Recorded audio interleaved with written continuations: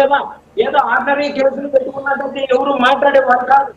రాజద్రోహానికి సంబంధించినటువంటి కేసులు పెట్టి ఒక మనిషిని ఇబ్బంది పెట్టే పరిస్థితి వచ్చినప్పుడు అది విజయవాడ డెత్ గురించి మాట్లాడాము, దీని గురించి మాట్లాడాము.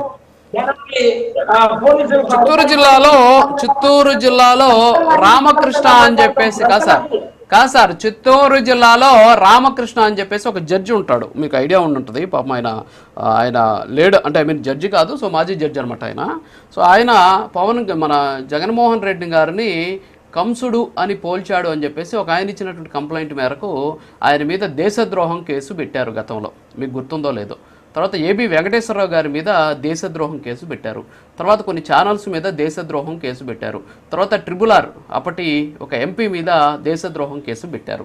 సో వాళ్ళతో పోల్చుకుంటే రావణ్ మంచోడంటారా? మీరు చెప్పండి సార్. రావణ్ మంచోడా చెప్పడం అనేది మాకు అవసరం లేదు సార్. పవన్ కళ్యాణ్ గారు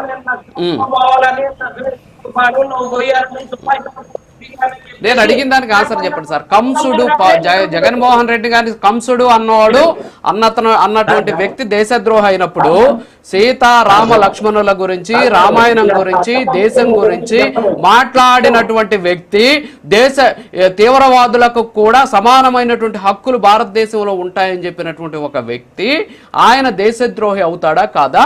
కంసుడు అన్నటువంటి వ్యక్తినేమో మీరు దేశద్రోహిగా ముద్రేసి కేసు పెట్టారు జగన్మోహన్ రెడ్డి గారిని, ఆయన దేశద్రోహి అన్నారు.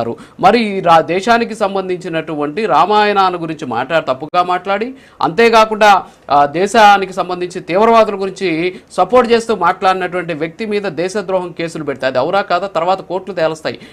ఆ పెట్టినటువంటి వ్యక్తిని మీరు వెనకేసుకురావడం ఎంతవరకు కరెక్ట్? ఈ రెండింటికి నాకు డిఫరెన్సెస్ చెప్పండి చాలు, ఇంకేమవుతుంది సార్. నేను అదే చెప్తున్నా, మీరు వెనకేసుకుని వస్తున్నారా అని అడిగారు, దానికే చెప్తా ఉన్నా.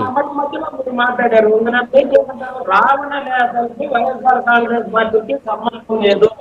రావణే కాదు చెప్తా ఉన్నారు, బోరుగడ్డ అనిల్ అని చెప్తారు. బోరుగడ్డ అనిల్ కానీ, రావణ కానీ, శ్రీరెడ్డి కానీ, ఇవన్నీ కూడా వైఎస్ఆర్ కాంగ్రెస్ పార్టీకి ఎవరికి సంబంధం లేదు.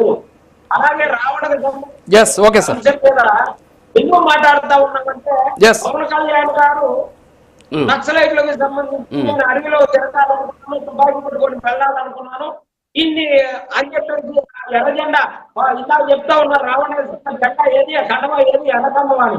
అంటే తెలుగుదేశానికి సంబంధించి, అదే జనసేనకి సంబంధించిన కడవ ఏ కడవ టైం అవుతుంది. ఓకే సార్, ఓకే చిన్నపరెడ్డి గారు టైం అవుతుంది. మళ్ళీ వస్తాను మీ దగ్గరికి. ఓకే పవన్ కళ్యాణ్ ఏం మాట్లాడారు కాదులేండి, పవన్ కళ్యాణ్ ఏం మాట్లాడారు అదే చెప్పేది. టార్గెట్ అంతా పాపం పవన్ కళ్యాణ్ చుట్టూ తిరుగుతా ఉంది. సరే చూద్దాం, అంటే మీన్ కొంచెం పందా మారుస్తారనుకున్నా, మళ్ళీ సేమ్ పందాలో మారుతున్నారు కాబట్టి ప్రజలు చూస్తున్నారు. మళ్ళీ వస్తా చిన్నపరెడ్డి గారు, మళ్ళీ వస్తా మీతో నేను.